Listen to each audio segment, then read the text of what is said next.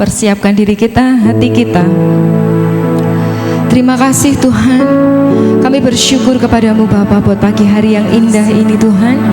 Kami ada semua hanya oleh karena anugerah-Mu. Kami ada di tempat ini dengan penuh kerinduan untuk memuji, menyembah dan mengagungkan Engkau. Doa kami Tuhan pagi hari ini Engkau sungguh-sungguh melingkupi kami semuanya, melawat kami semua dengan kehadiran-Mu. Hadirlah di tempat ini Tuhan, dan hadirlah di dalam setiap kehidupan kami, pribadi lepas pribadi. Kami rindu memuji Engkau di dalam roh dan kebenaran. Kami rindu menikmati hadirat-Mu Tuhan. Kami rindu menikmati kekudusan-Mu. Kami rindu Engkau melawat setiap kami. Kami berdoa buat saudara-saudara kami yang saat pagi hari ini belum sampai di tempat ini. Engkau hantarkan setiap langkah kaki mereka untuk datang beribadah kepada Tuhan, untuk membawa diri mereka untuk memuji dan menyembah Tuhan, sehingga pagi hari ini di tempat ini dipenuhi oleh jiwa-jiwa yang memuji dan menyembah Tuhan. Kami semua bersatu hati untuk mengagungkan dan mempermuliakan nama Tuhan, dan hadirat Tuhan nyata di tempat ini. Terima kasih Tuhan, terima kasih Yesus, kami datang untuk memuji dan menyembah Engkau. Jamahlah setiap kami Tuhan.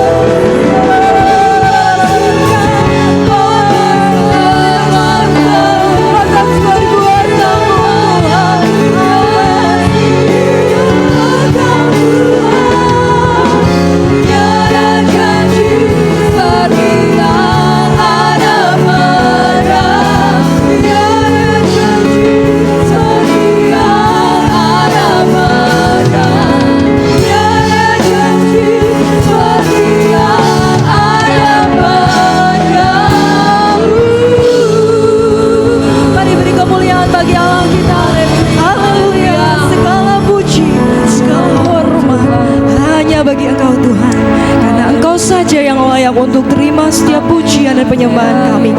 Engkau Allah yang dahsyat, kuasa-Mu, kasih-Mu tidak pernah berubah. Engkau memulihkan setiap keadaan kami. Saat ini Engkau sedang menjamah melawat kami, dan kami siap untuk memuji Engkau lebih dalam lagi Tuhan. Di dalam nama Tuhan Yesus Kristus, mari yang siap memuji Tuhan sama-sama katakan amin. Haleluya. Mari sekali lagi kita beri kemuliaan buat Tuhan Yesus, buat Allah kita yang baik. Dia sungguh baik. Amin saudara. Mari kita nikmati hadirat Tuhan pagi ini, memuji, menyembah dengan penuh sukacita. Haleluya. Dia baik, Dia sangat baik. Amin. Mari kita memuji Tuhan dengan sepenuh hati kita. Kita mau menikmati hadirat Tuhan. Ajakku berdiam dekati hatimu, saat ku berdoa temukan cintanya. Oh amin. Yes. Sana kau menanti, ku bawa ku lagi bersekutu dalam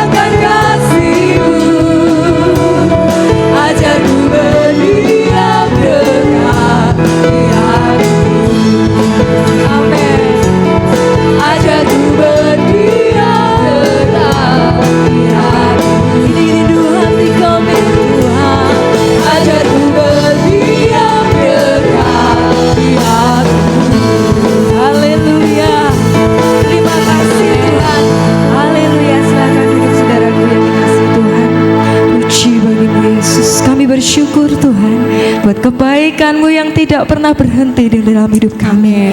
Kami percaya dan kami selalu menikmati penyertaan Tuhan di dalam setiap langkah hidup kami. Engkau Allah Immanuel, Allah yang selalu berjalan bersama dengan kami. Apapun keadaan kami, Engkau selalu setia. Engkau selalu ada bagi kami Tuhan. Terima kasih Yesus. Kami mau datang kembali di hadapan-Mu Tuhan dengan hati yang menyembah. Kami mau menikmati Engkau Tuhan.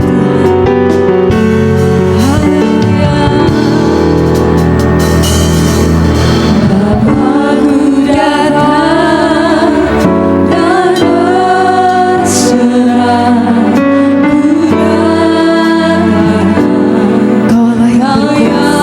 Berkuasa dalam gelap, Kau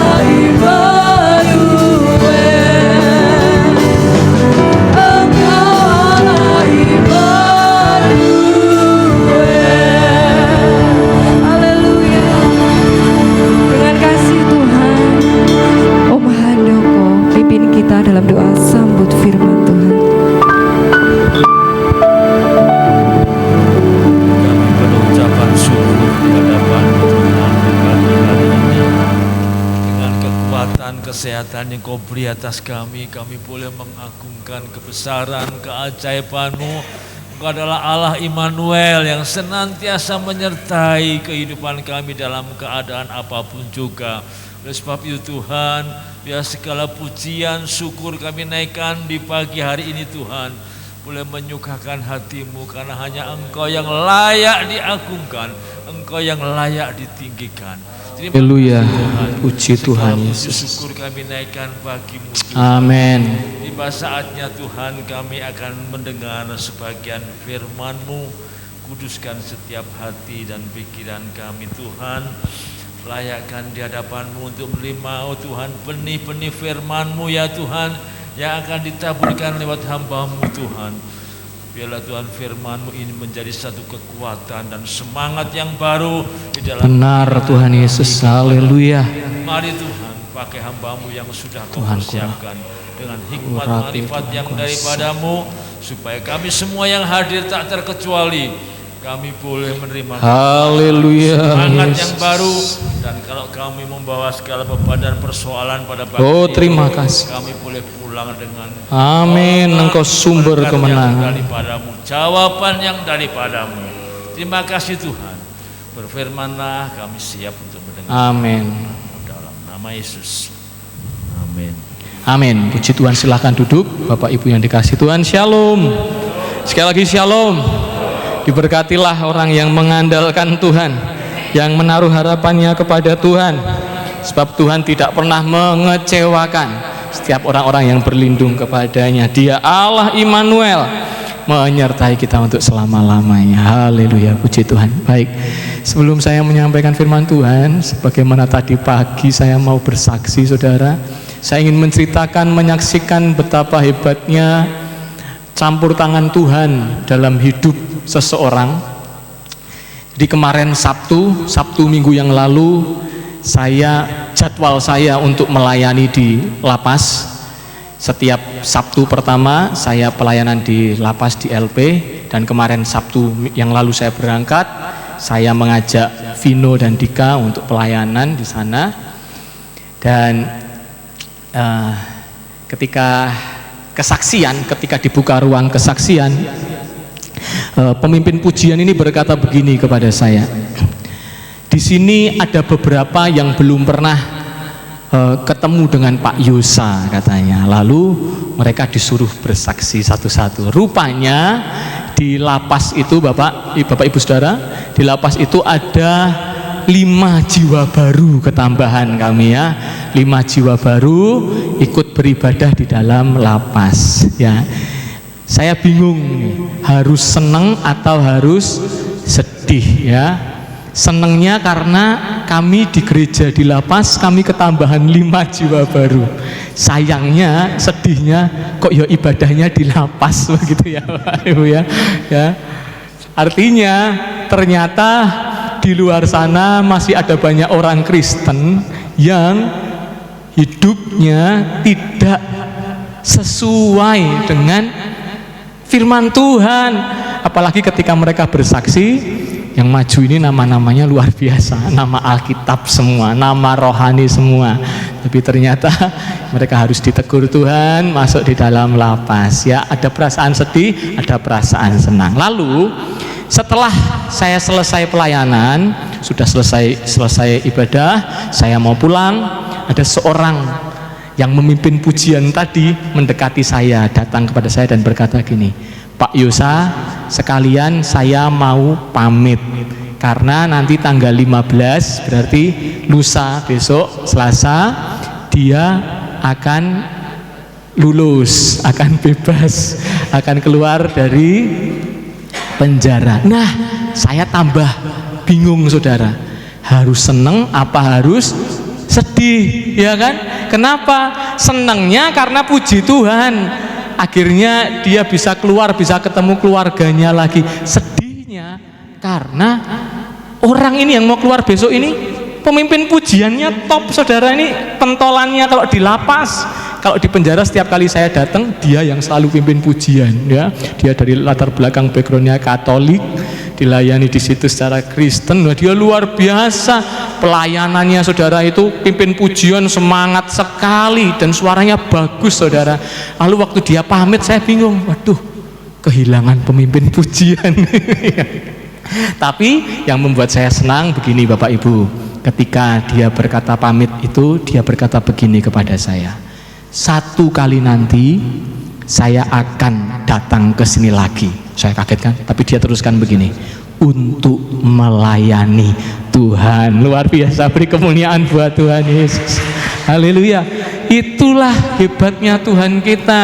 Tuhan kita bisa mengubahkan kehidupan semua orang. Tidak ada yang terkecuali, saudara. Semua hidup yang dibawa ke altarnya Tuhan pasti diubahkan oleh Tuhan. Yang Yesus katakan amin.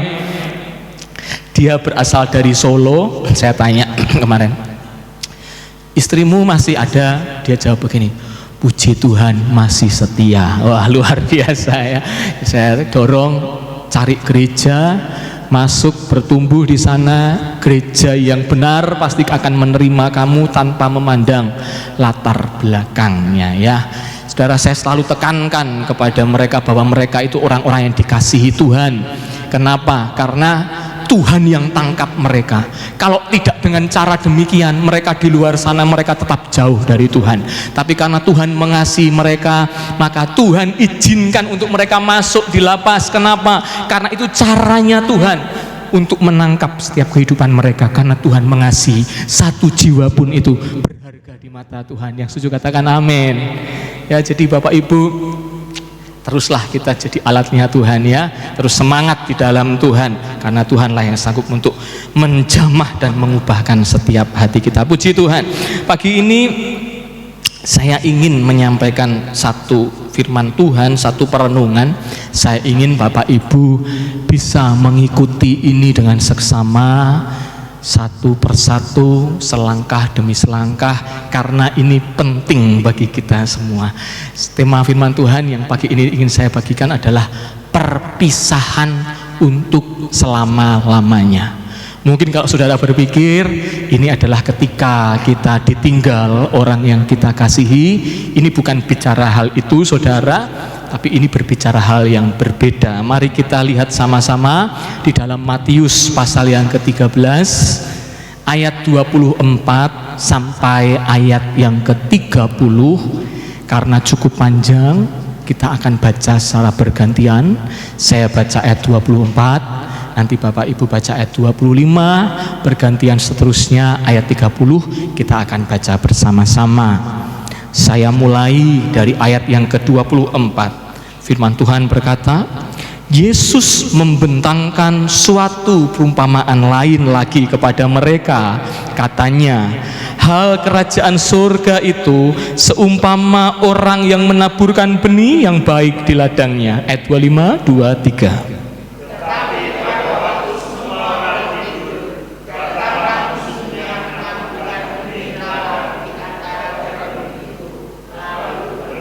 Ketika gandum itu tumbuh dan mulai berbulir, nampak jugalah lalang itu. Ayat 27, 23.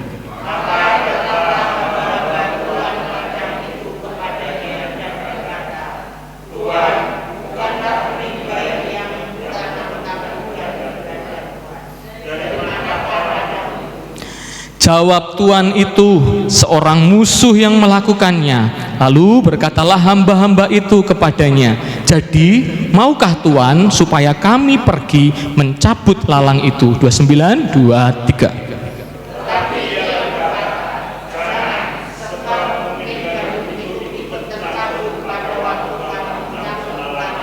Ayat 30 sama-sama, 2, 3. Biarkanlah keduanya tumbuh bersama sampai waktu menuai. Pada waktu itu aku akan berkata kepada para penuai, kumpulkanlah dahulu lalang itu dan ikatlah berberkas-berkas untuk dibakar. Kemudian kumpulkanlah gandum itu ke dalam lumbungku. Yang percaya katakan amin. Silahkan duduk Bapak Ibu yang dikasihi Tuhan. Saya akan mulai dengan satu kisah, boleh tolong next, tentang seorang petani yang punya ladang kentang yang cukup luas. Petani ini adalah petani yang tinggal di Amerika, Bapak Ibu ya. Jadi ada seorang petani di Amerika punya ladang kentang yang sangat luas. Setiap kali petani ini memanen kentang-kentangnya, maka para pekerja, pegawai-pegawainya akan memisahkan kentang-kentang yang berukuran besar, yang bagus-bagus, gendut-gendut, kualitasnya besar-besar, dengan kentang-kentang yang berukuran kecil, akan ditaruh di wadah yang berbeda, kemudian dimasukkan di dalam mobil box, kemudian mereka bawa ke pasar untuk dijual. Nah, suatu kali petani ini memanen kentang-kentangnya, tetapi ketika mereka memanen rupanya waktunya terlalu lama, sehingga mereka sudah sampai di matahari sudah terbenam, sudah hampir gelap, saudara, sudah hampir malam. Maka tidak ada cukup waktu untuk petani ini menyuruh pegawai-pegawainya memisahkan kentang besar dan kentang kecil. Nah, yang dilakukan oleh petani ini adalah petani ini menyuruh pegawai-pegawainya, sudah, karena waktunya sudah tidak cukup, masukkan semua kentang-kentang itu di satu wadah yang sama, masukkan ke dalam box, kita berangkat ke pasar. Nah, betul, dimasukkan di satu wadah yang sama, mereka lalu berangkat ke pasar. Tapi kali itu, saudara, sang pemilik ladang itu tidak lewat jalan yang biasanya. Rupanya sang pemilik ladang ini memilih untuk lewat jalan yang lain, dan jalan itu bergelombang, tidak mulus ya. Mobilnya jalannya gluduk, mentul begitu ya, saudara. Para pegawainya heran, kenapa kok sudah tahu terlambat malah lewat jalan yang bergelombang, tapi mereka tidak ada yang berani bertanya. Sampai di pasar, akhirnya pemilik ladang itu berkata kepada pegawai-pegawainya, sekarang buka box itu, turunkan kentang-kentangnya. Saudara, ketika box itu dibuka, para pekerja ini heran, ternyata kentang-kentang yang tadi dicampur menjadi satu besar dan kecil dengan sendirinya sudah terpisah. Yang kecil-kecil tadi gelinding memenuhi tempat di bagian bawah, dan yang besar-besar terangkat ke atas dengan sendirinya. Ternyata maksud sang pemilik ladang lewat jalan dan bergelombang itu adalah dengan tujuan untuk supaya kentang-kentang itu sendiri akan menunjukkan kualitasnya.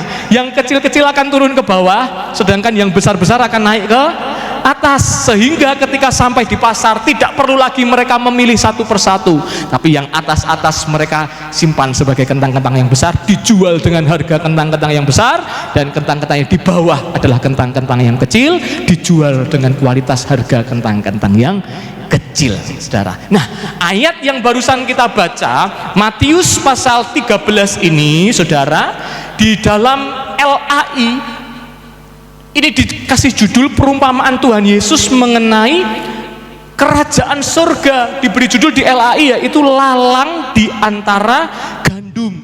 Tuhan Yesus menceritakan satu perumpamaan bahwa ada seorang tuan tanah yang punya lahan yang cukup besar, dan tuan tanah ini menaburkan benih-benih gandum di lahannya.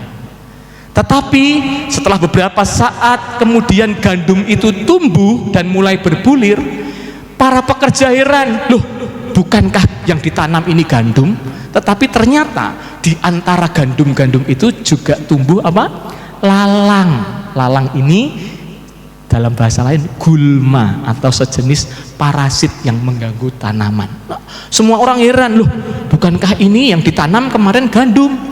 Kok bukan hanya gandum yang tumbuh, tetapi ada lalang yang tumbuh juga di situ. Lalu pekerja-pekerja ini berinisiatif bilang sama tuannya, "Tuan, bagaimana kalau kita cabut saja lalangnya supaya tidak mengganggu gandum-gandum kita?" Tetapi tuan itu berkata, "Jangan kita cabut." Kenapa? Nanti kalau kita cabut lalang-lalang itu, takutnya gandum-gandum kita juga ikut tercabut. Dikatakan di ayat yang ke-30 begini, tolong next ayat 30. Biarkanlah apa? Keduanya tumbuh bersama sampai waktu menuai. Tuhan itu berkata, biarkan gandum itu tumbuh, biarkan lalang itu tumbuh, biarkan mereka tumbuh, saudara. Mereka punya waktu yang sama untuk tumbuh, saudara. Diberi kesempatan yang sama, ada periode waktu yang sama yang Tuhan berikan untuk mereka sama-sama tumbuh. Gandum silahkan tumbuh, lalang silahkan tumbuh. Kemudian nanti dikatakan di sana, pada waktu sampai pada waktu menuai. Pada waktu itu aku akan berkata kepada para penuai, kumpulkanlah dahulu lalang itu dan ikatlah berberkas-berkas untuk dibakar. Kemudian kumpulkanlah gandum itu ke dalam lumbungku. Tuhan itu berkata, biarkan gandum tumbuh, biarkan lalang tumbuh. Kita beri mereka waktu untuk tumbuh bersama. Sampai pada waktu menuai, barulah mereka akan dipisahkan. Lalang-lalang itu yang merugikan gandum-gandum itu, mereka akan dikumpulkan untuk dibakar di dalam lautan api. Tetapi gandum-gandum itu akan dikumpulkan untuk masuk ke dalam lumbung tuannya. Arti dari perumpamaan ini Tuhan Yesus menjelaskan di ayat yang ke-40. Dijelaskan di ayat yang ke-40, maka seperti lalang-lalang itu dikumpulkan dan dibakar dalam api. Perhatikan saudara, ini penting untuk kita simak baik-baik. Seperti lalang itu dikumpulkan dan dibakar dalam api, demikian juga pada kapan saudara? Akhir zaman. Demikian juga pada akhir zaman. Anak manusia akan menyuruh malaikat-malaikatnya, dan mereka akan mengumpulkan apa yang dikumpulkan, segala sesuatu yang menyesatkan. Dan semua orang yang melakukan kejahatan akan dikumpulkan. Ayat 42, semuanya akan dicampakkan ke dalam neraka, di dalam dapur api. Di sanalah akan terdapat ratapan dan kertakan gigi. Ayat 43, pada waktu itulah orang-orang benar akan bercahaya seperti matahari dalam kerajaan Bapa mereka. Siapa bertelinga, hendaklah ia mendengar. Arti dari perumpamaan ilalang dan gandum ini saudara, anak-anak Tuhan, orang-orang percaya dan orang-orang dunia ini, Tuhan kasih kesempatan waktu yang sama untuk tumbuh bersama. Diberi kesempatan oleh Tuhan, diberi periode waktu yang sama oleh Tuhan, diberi kesempatan yang sama oleh Tuhan untuk hidup bersama-sama. Sampai pada waktunya nanti akan terjadi perpisahan yang kekal saudara. Akan tiba satu saatnya nanti, akan tiba masanya nanti, Tuhan akan mengadakan perpisahan untuk selama-lamanya. Hari ini kita anak-anak Tuhan, kita hidup di dunia yang sama dengan orang-orang yang berbuat kejahatan. Hari ini kita orang-orang yang percaya kepada Yesus, kita hidup berpijak pada bumi yang sama yang orang-orang tidak mengenal Tuhan berpijak. Hari ini kita anak-anak Allah, beratapkan langit yang sama dengan orang-orang yang tidak mengenal Tuhan. Tetapi akan ada waktunya, firman Tuhan berkata, langit dan bumi ini akan berlalu. Akan tiba saatnya langit dan bumi yang kita tinggali hari ini bersama-sama dengan orang dunia ini akan lenyap. Dan firman Tuhan akan berkata saudara, akan memisahkan manusia seorang demi seorang. Anak manusia Yesus Kristus akan datang pada akhir zaman. Yesus Kristus Tuhan kita, pemilik kehidupan saya dan saudara, akan datang nanti di akhir zaman untuk memisahkan seorang dengan seorang. Inilah perpisahan kekal yang seorang yang dikatakan di situ, tolong next ya, orang yang berbuat kejahatan dan penyesatan akan dilemparkan ke dalam lautan api. Dikatakan orang-orang yang selama hidupnya bagaikan lalang, yang berbuat kejahatan, yang menyesatkan orang lain, akan dikumpulkan dan dilemparkan ke dalam lautan api. Tetapi kabar bahagianya, anak-anak Allah, orang-orang percaya, anak-anak Tuhan akan dikumpulkan dan kita akan masuk kepada langit yang baru dan bumi yang baru. Wahyu berkata bahwa akan turun satu kota yang kudus, kota yang mulia, yaitu Yerusalem baru, turun di tengah-tengah kita, saudara. Dan di dalamnya tidak ada lagi air mata. Firman Tuhan katakan di dalamnya tidak ada lagi tangisan, di sana tidak ada lagi duka cita, di sana tidak ada lagi ratap tangis, saudara.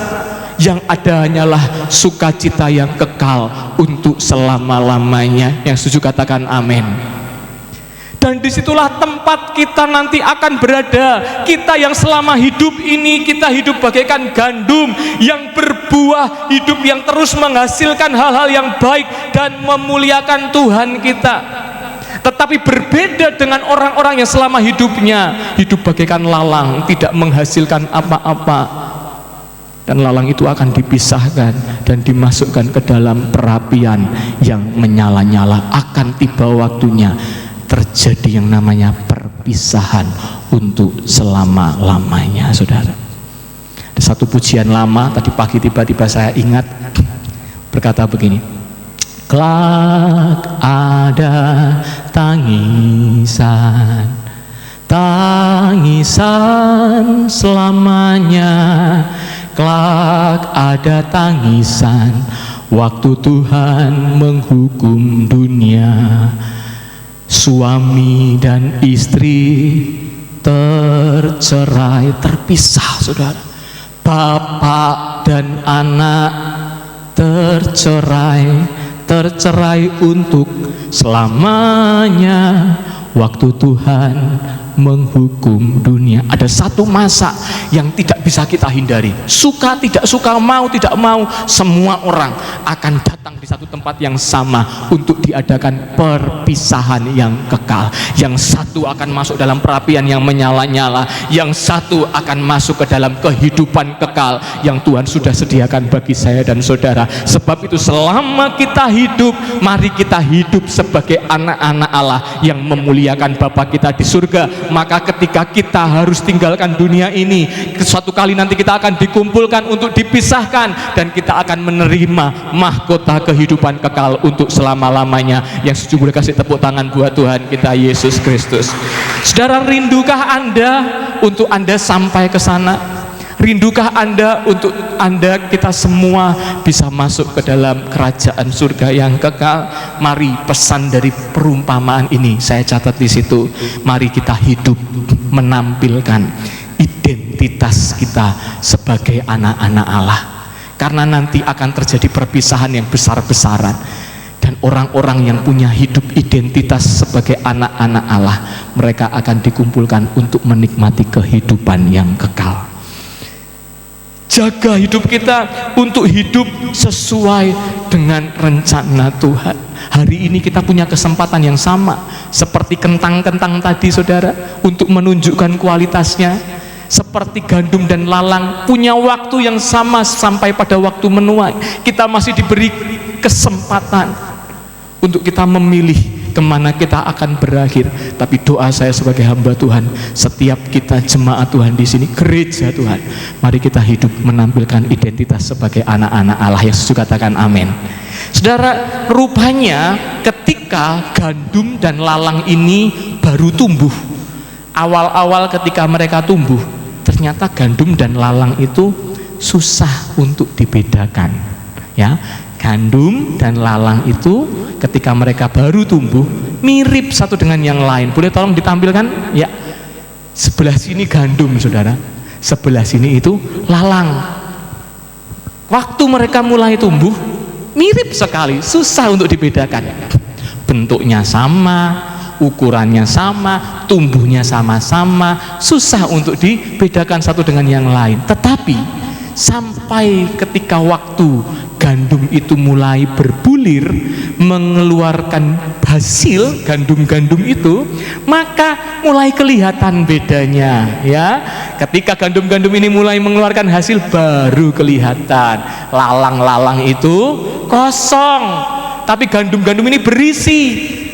Makanya ketika gandum-gandum ini berisi, biasanya gandum-gandum ini akan melengkung, akan merunduk, dan lalang-lalang ini tetap tumbuh tinggi, ya, tetapi ketika dicek dalamnya kosong. Sedangkan gandum ini menghasilkan sesuatu yang berharga, menghasilkan sesuatu yang berguna, menghasilkan sesuatu yang bisa dinikmati oleh orang lain. Saudara, mungkin lalang bisa tumbuh lebih tinggi, gandum mungkin tidak setinggi lalang. Tetapi itulah gereja Tuhan. Kita tidak hidup di dunia ini untuk memegahkan diri kita. Kita tidak hidup di dunia ini dengan tujuan untuk membesarkan diri kita seperti lalang. Tapi kita hadir di dunia ini sebagai gandum. Mungkin kita tidak tumbuh setinggi lalang, tetapi hidup kita penuh dengan hal-hal yang baik. Hidup kita penuh dengan hal-hal yang positif. Hidup kita penuh dengan hal-hal yang dapat memuliakan nama Tuhan. Katakan amin. Mungkin kita tidak akan tumbuh setinggi lalang, tetapi kita hidup sebagai gandum yang diizinkan Tuhan untuk jadi berkat bagi orang lain. Gereja Tuhan bukanlah disuruh Tuhan untuk membesarkan diri. Hari ini banyak gereja Tuhan yang dibangun dengan megah, dibangun dengan fasilitas yang luar biasa, tapi apa artinya gereja Tuhan kalau tidak bisa hidup jadi berkat bagi orang lain? Kita dituntut Tuhan bukan untuk memegahkan diri. Kita dituntut Tuhan memberkati kita bukan untuk kita menyombongkan diri, tapi untuk kita hidup seperti gandum yang bisa jadi berkat bagi orang lain. Mari, kalau kita hidup hari ini, Paulus berkata, kalau aku mati itu adalah sebuah keuntungan, tapi kalau aku hidup hari ini, artinya hidup bagiku adalah bekerja untuk memberi buah. Saudara, tunjukkan kualitas kita sebagai anak-anak Allah, karena satu kali nanti Tuhan akan mengadakan pemisahan ya, di mana gandum-gandum yang seumur hidupnya berbuah, menghasilkan bulir-bulir yang baik akan dikumpulkan untuk masuk dalam lumbung-lumbungnya Tuhan. Tetapi orang-orang yang berbuat kejahatan, hanya tumbuh tinggi, hanya untuk menyombongkan diri, untuk egois dan lain sebagainya, mereka akan dikumpulkan untuk dibakar dalam perapian yang kekal. Sebab itu saudara, mari kita belajar untuk kita hidup sebagai anak-anak Allah. Identitas anak Allah kalau kita lihat di dalam Matius 13 tadi yang Tuhan sampaikan, saudara, anak-anak Allah itu hidup membalas kejahatan dengan kebaikan. Kenapa? Karena satu sifat lalang, salah satu sifat lalang itu adalah berbuat kejahatan. Kok saudara pelajari lalang, lalang ini hidup menghimpit gandum-gandum, hidup untuk mengganggu gandum-gandum, hidup untuk melilit gandum-gandum, saudara. Tetapi anak-anak Tuhan, sekalipun kita diberikan perbuatan yang jahat, kita tetap membalas dengan hal yang baik. Itulah identitas anak-anak Allah. Saya catat di situ ayatnya 1 Petrus 3 ayat 9. Dan janganlah membalas kejahatan dengan kejahatan. Kok saudara balas kejahatan dengan kejahatan? Artinya kualitas hidup kita kualitas hidup lalang, saudara, yang tidak memuliakan Tuhan dan suatu kali akan dibakar, saudara. Tetapi firman Tuhan berkata, kita sebagai anak-anak Allah jangan membalas kejahatan dengan kejahatan atau caci maki dengan caci maki, tetapi sebaliknya hendaklah kamu memberkati, karena untuk itulah kamu dipanggil, yaitu untuk memperoleh berkat. Katakan amin. Saudara, kita dipanggil untuk saling memberkati. Anak-anak Tuhan hidup saling memberkati, dan disitulah kita akan menikmati berkat pemeliharaan dari Tuhan. Katakan amin. Sementara orang-orang di luar Tuhan, mereka kerjaannya berbuat kejahatan. Jangan heran, Tuhan sudah berkata kok, dunia ini membenci kita, ya kan?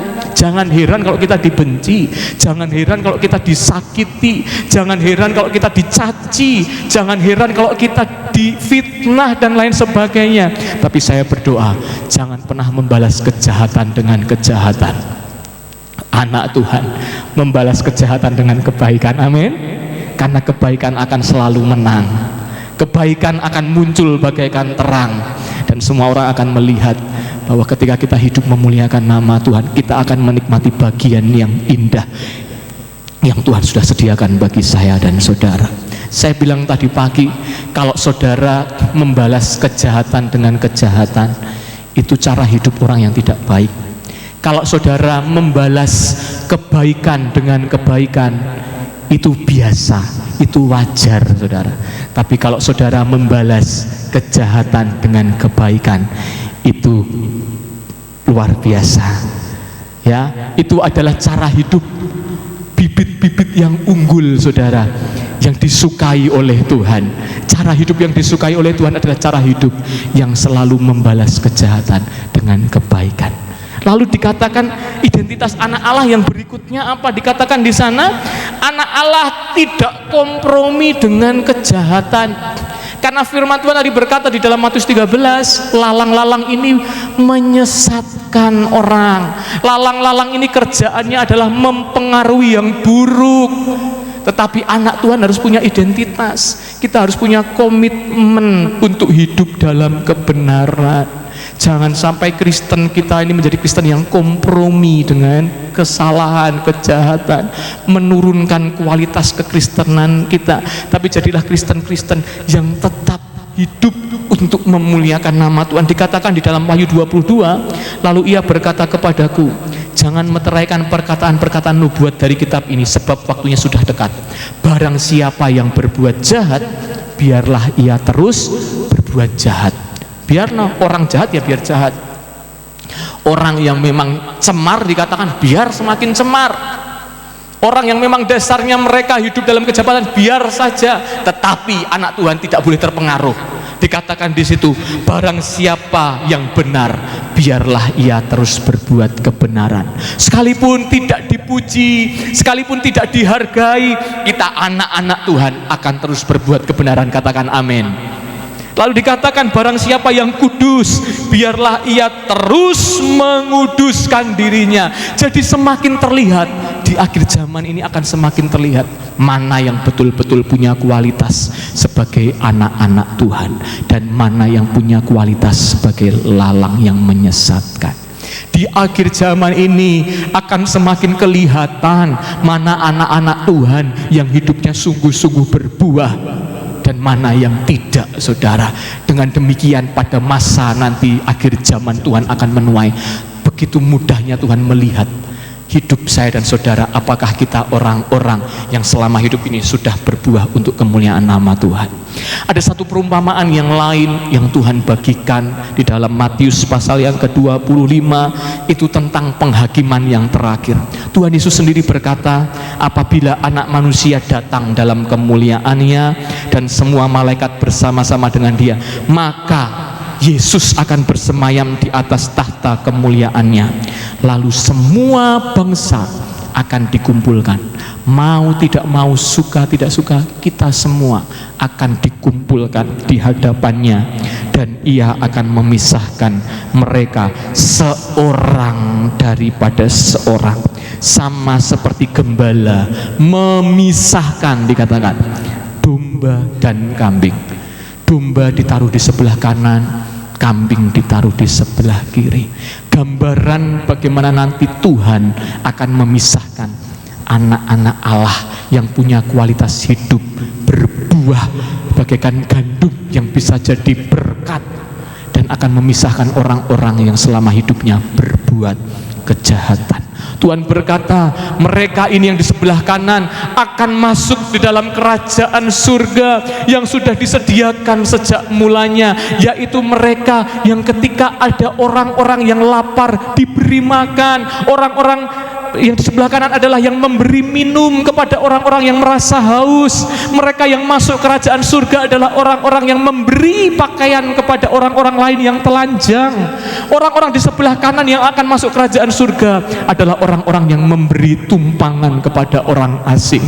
Tetapi orang-orang yang di sebelah kiri yang akan masuk ke dalam neraka yang kekal adalah orang-orang yang selama hidupnya menutup mata bagi saudara-saudaranya, yang tidak pernah mau memberi bagi mereka yang kelaparan, yang tidak mau peduli bagi mereka yang haus.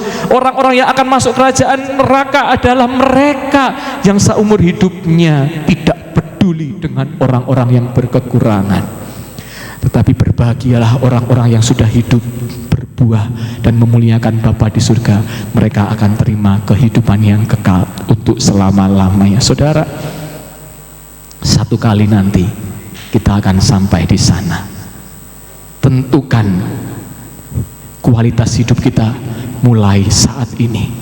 Kita masih diberi kesempatan untuk tumbuh bersama-sama.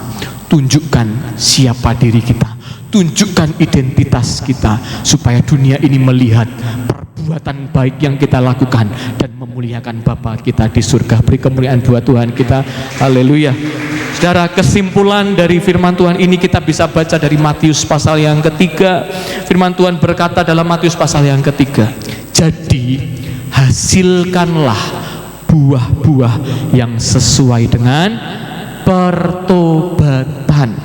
Kapak sudah tersedia pada akar pohon, dan setiap pohon yang tidak menghasilkan buah, perhatikan, yang tidak menghasilkan buah pasti ditebang dan dibuang ke dalam api. Saya sampaikan tadi pagi, saya tekankan, bukan berarti saya sedang mengajarkan bahwa perbuatan baik itu menyelamatkan. Tidak, saudara. Perbuatan baik itu bukanlah yang menyelamatkan kita. Karena sebagai orang Kristen kita tahu yang menyelamatkan kita hanyalah anugerah saat kita percaya bahwa Yesus Kristus adalah juru selamat, Allah yang menjadi manusia, mati untuk menebus dosa-dosa saya dan saudara. Dia mati di kayu salib supaya kita yang seharusnya mati, kita menikmati hidup yang kekal. Dengan percaya kita akan diselamatkan. Tetapi perbuatan baik itu adalah bukti seorang yang percaya kepada Tuhan. Tidak mungkin seorang berkata, Tuhan Yesus, aku percaya kepadamu, aku masuk surga, tetapi hidupnya nggak berbuah. Hidupnya suka membenci, hidupnya suka menjadi batu sandungan bagi orang lain, hidupnya memfitnah, hidupnya tidak menjadi teladan, hidupnya selalu menjadi batu sandungan bagi pekerjaan Tuhan. Ucapan dan tindakan tidak sesuai. Tidak bisa orang berkata percaya kepada Tuhan tapi hidupnya seperti itu. Artinya dia belum sungguh-sungguh percaya kepada Tuhan. Tetapi orang yang sungguh-sungguh percaya kepada Tuhan, firman Tuhan berkata, Yohanes berkata, barang siapa tinggal di dalam aku dan aku di dalam dia, dia akan berbuah banyak. Amin, saudara. Bukti seorang yang percaya kepada Tuhan sungguh-sungguh, hidupnya pasti diubahkan, karakternya pasti diubahkan, sifat tabiatnya pasti diubahkan, sehingga seumur hidupnya dia boleh memuliakan Bapa di surga. Firman Tuhan berkata, satu kali nanti kalau akan diadakan penghakiman ini, saudara, mereka tidak perlu malu, saudara. Kenapa? Karena mereka sudah melakukan apa yang baik selama mereka hidup. Saya catat di slide terakhir, saudara, boleh tolong diklik perenungannya bagi kita pagi hari ini. Siapkah kita menyambut perpisahan yang kekal? Boleh mundur satu slide, Mas Andra? Perhatikan ayat yang terakhir di sana. Alat penampi sudah di tangan Tuhan. Tuhan sudah siap untuk mengadakan pemisahan. Alat penampi sudah di tangannya. Ia akan membersihkan tempat pengirikannya dan mengumpulkan gandumnya ke dalam lumbung. Tuhan sudah tidak sabar untuk memisahkan kita, anak-anak Allah, untuk kita dimasukkan ke dalam kerajaan surga. Amin, saudara. Sebab itu hari ini masih ada kesempatan. Siapkan diri kita untuk menjaga identitas kita sebagai anak-anak Allah. Hiduplah bijaksana, hiduplah berhati-hati, hiduplah dengan menghargai keselamatan yang Tuhan beri. Jangan sampai kita sudah diampuni oleh Tuhan, tapi hidup kita tidak bisa menjadi berkat bagi orang lain. Hiduplah jadi berkat untuk sesama, untuk orang-orang di sekitar kita, dan terimalah upah mahkota kehidupan yang kekal. Mari sama-sama kita tundukkan kepala, kita datang kepada Tuhan. Saudara yang dikasihi Tuhan, betapa rindunya Tuhan untuk satu kali nanti Anda akan dibawa ke dalam lumbung-lumbungnya Dia. Betapa rindunya Tuhan untuk satu kali nanti anak-anaknya, orang-orang kepunyaannya akan dikumpulkan untuk masuk ke dalam kerajaan surga. Sebab itu masih diberi kesempatan bagi kita. Jangan sampai kita menyia-nyiakan waktu ini. Jangan sampai kita justru terpisahkan dengan Tuhan untuk selama-lamanya. Jangan sampai kita terpisahkan dengan keluarga kita jemaat Tuhan di sini. Tapi sama-sama, selama waktu ini masih ada, mari kita mau datang kepada Tuhan. Hidup sungguh-sungguh, menaruh hidup kita di tangan Tuhan. Sampai waktunya tiba, kita akan dikumpulkan bersama-sama dengan Tuhan untuk selama-lamanya. Haleluya. Sudahkah kita siap sedia, amin, menghadapi datangnya Yesus kelak kembali untuk menangkan kita semua yang sungguh-sungguh berharap padanya. Katakan sekali lagi,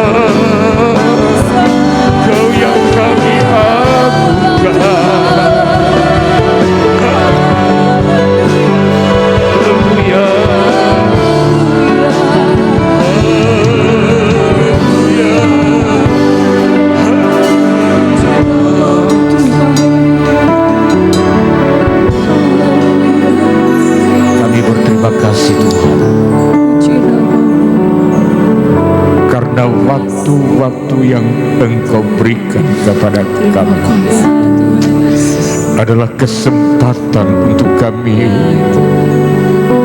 menunjukkan buah-buah pertobatan, buah-buah kebenaran yang mengiringi perjalanan hidup kami. Dan melalui buah itu Engkau dipermuliakan. Amin. Namamu dipermuliakan dalam keluarga, dalam lingkungan kerja, dalam lingkungan masyarakat. Engkau dimuliakan, Engkau dimuliakan. Amin. Kami berserah sepenuhnya ke dalam tangan-Mu. Ampuni segala kekurangan dan kelemahan kami. Kalau terkadang kami hidup tidak mengagungkan Engkau, hari ini kami doakan mereka-mereka yang lemah, bahkan yang terhilang, di dalam nama Tuhan Yesus, Engkau lawat, tangkap kembali dengan kasih. Dan masih banyak jiwa-jiwa di luar sana yang belum percaya. Kami doakan mereka Tuhan, biar kiranya kasih anugerah-Mu menjangkau, menyelamatkan. Mereka yang sedang mencari damai, yang putus asa, yang kehilangan pengharapan, yang bahkan yang belum menemukan keselamatan, dalam nama Tuhan Yesus Kristus, mereka berjumpa dengan berita keselamatan di dalam Yesus Kristus.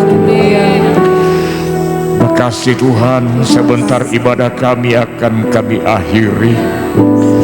Hamba berdoa memberkati semua pelayan-pelayan-Mu yang sudah mengambil bagian dalam pelayanan hari ini. Umat-umat Tuhan yang sudah hadir dalam ibadah juga Engkau berkati mereka Tuhan. Aku berdoa dan menyerahkan perjalanan hidup mereka sepanjang minggu ini. Kiranya damai dan sejahtera-Mu turun dalam rumah tangga. Kuat, sehat Engkau karuniakan. Berkati setiap usaha dan pekerjaan yang mereka kerjakan di dalam nama Tuhan Yesus. Turunlah berkat Tuhan limpah, buat mereka berhasil. Adakan perbedaan dengan orang yang tidak percaya. Sepanjang minggu ini keluar masuk pintu rumah, dalam perjalanan kami semua ada dalam perlindungan Tuhan. Persembahan yang mereka persembahkan hari ini Tuhan kembalikan dengan berkat limpah sesuai dengan janji. Kedangkan tangan-Mu saudara-saudaraku yang dikasihi dan diberkati Tuhan. Pulanglah dan bawalah berkat damai dan sejahtera dari Allah Bapa. Kasih sayang sempurna limpah melalui Putranya yang tunggal, Yesus Kristus Tuhan. Penyertaan dan pimpinan Roh Kudus ada bersama kita hari ini sampai selama